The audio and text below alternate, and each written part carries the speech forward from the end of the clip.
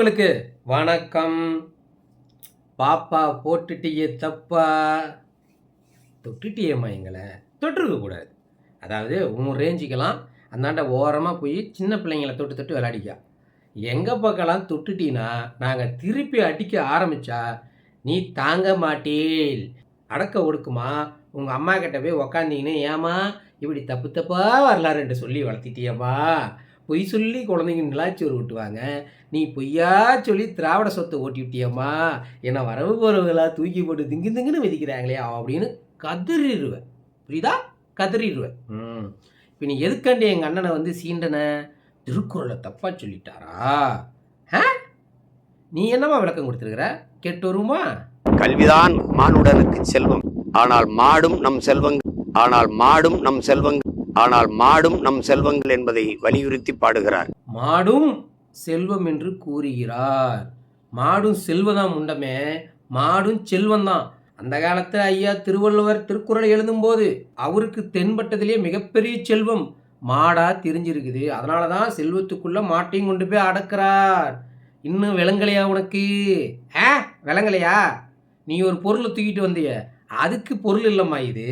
நாங்கள் கொடுக்குற மாதிரி ஒரு பொருள் விளக்கம், அதுதான் திருக்குறளுக்கு உண்மையான பொருள். மாடல்ல அப்படின்னா மாடே இல்லையாம். தற்குறிக்கு பிறந்த தற்குறி. ஏன்னா உங்கள் அம்மாவும் திமுக காலத்தில் தானே இருக்கிறாங்க, அப்போ உங்கள் அம்மாவும் தற்குறி, அதுக்கு பிறந்த நீயும் தற்குறி தானே. அந்த அர்த்தத்தில் சொன்னேன். இப்போ நாங்கள் ஒரு பொருள் கட்டுட்டுமா? குறள் 400 உனக்கு தெரிஞ்சது தான். குறள் 400, கேடில் விழிச்செல்வம் கல்வி யார் ஒருவருக்கு மாடல்ல மற்ற எவை எவை. இப்போ இதுக்கு என்ன நம்ம பொருளே? பொருள் கேடில் அப்படின்னா கேடு ஒரு பொருள் கொடுத்துருக்குறாங்க. கேடில் இல்லுக்கு ஒரு பொருள் கொடுத்துக்கிறாங்க. விழிச்செல்வம் விழி ஒரு பொருள் கொடுத்துருக்குறாங்க. விழிச்செல்வம் செல்வத்துக்கு தனியாக ஒரு பொருள்.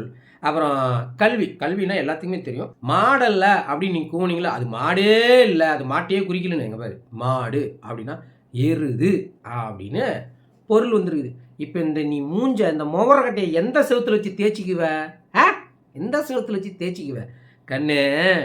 அந்த காலத்தில் ஐயா திருக்குறள் எழுதும் பொழுது மக்களுக்கிட்ட மிகப்பெரிய செல்வத்தில் ஒரு செல்வமா மாடும் இருக்குதுன்னு தான் குறிப்பிட்டிருக்கிறாரு. புரியுதா? அந்த காலத்தில் பண்டமாற்று முறை இருந்தது தெரியுமா? அப்போல்லாம் காய்ச்சில்ல. உனக்கு ஒரு பொருள் வேணும்னா நீ ஒரு பொருள் கொடுத்தீங்கன்னா உங்கள் பொருள் தருவாங்க. அதில் இருக்கிறதுல பெரிய செல்வம் நம்மளுக்கு பூமி, நிலம். அந்த நிலத்துக்கு ஈக்குவலான ஒரு செல்வனா அது மாடாக இருந்திருக்குதுமா. நம்மக்கிட்ட அதிகமாக இருக்கிற மாட்டை கொண்டு போய் அங்கே கொடுத்துட்டு நிலத்தை வாங்குவாங்க. நிலத்தை வாங்கிதாம்மா இந்த மாடை வச்சு உழவு ஓட்டுவாங்க. அதுதான் பொருள் மாற்றம், அதாவது பண்ட மாற்று முறை. அதில் முக்கியமான செல்வம் மாடு. அதனால தான் ஐயா திருவள்ளுவர் மாடை ஒரு செல்வமாக அதில் குறிப்பிட்டிருக்கிறார். அதை தான் பைத்தியமே எங்கள் அண்ணனும் சொல்கிறாரு. ஒரு தடவை கேளு. கேடில் விழிச்செல்வம் கல்வி ஒருவருக்கு மாடல்ல மற்ற எவை என்று நமது வள்ளுவ பெருமகனார் தந்தருளிய மறைமொழியில் கல்விதான் மானுடனுக்கு செல்வம், ஆனால் மாடும் நம் செல்வங்கள் என்பதை வலியுறுத்தி பாடுகிறார். அந்த நம் செல்வங்களை பாதுகாக்க நாம் எல்லோரும் மதுரையில் கூடுவோம். அந்த செல்வத்தை பாதுகாக்க நாம் அனைவரும் கூடுவோம் அப்படின்னு எங்கள் அண்ணன் சொன்னது என் மக்களுக்கு. வாங்க, நம்மளோட ஒன்றி வாழ்க்கையில் இருக்கிற நமது செல்வம் மாடு, அதை மீட்டெடுப்போம் அப்படின்னு சொல்லிக்கிறாரு. இந்த நக்கல் நையாண்டி இதெல்லாம் வேற எங்கேயாவது கொண்டு போய் வச்சுக்கா. நாம் தமிழ் பக்கம் லைட்டாக திரும்புகிற பக்கமெல்லாம் நாம் தமிழ் கட்சிக்காரன்ட்ட மண்டையாக கொட்டுவாங்க. பார்த்துக்கா. புரியுதா?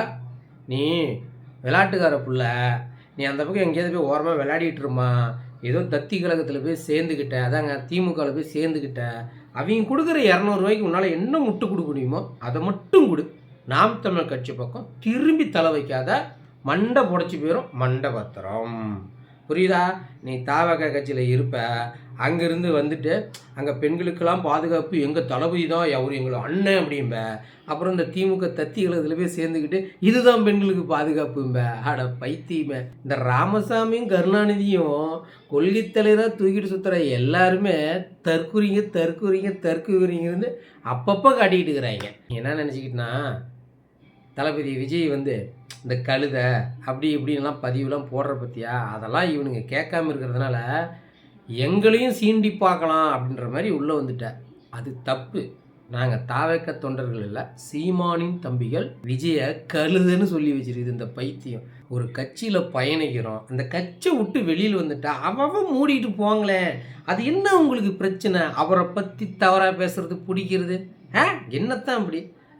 இத்தனை வருஷமாக அந்த கட்சியில் இருக்கிற சொல்லு பார்க்கலாம். அந்த கட்சி தலைவரை ஒரு கழுதை தனக்கு தெரிந்த பாதையில் ஓடுகிறது, அதன் காலிலும் வாலிலும் சிக்கிக்கொண்டு இழுக்கப்படும் ஓலை மாதிரி தொண்டர்களின் நிலை ஆகிற்றே. விஜய் கழுதையம். இப்போ இந்த பிள்ளையெல்லாம் என்ன தான் பண்ணுறது? டேய், ஒழுங்கு அந்த தாவக தொண்டர்கள் ஒழுங்கு அந்த பிள்ளைக்கு கரெக்டாக பதில் கொடுத்துருந்தீங்கன்னா இப்படி வந்து தருதலையா பைத்தியமாக சுத்துமா?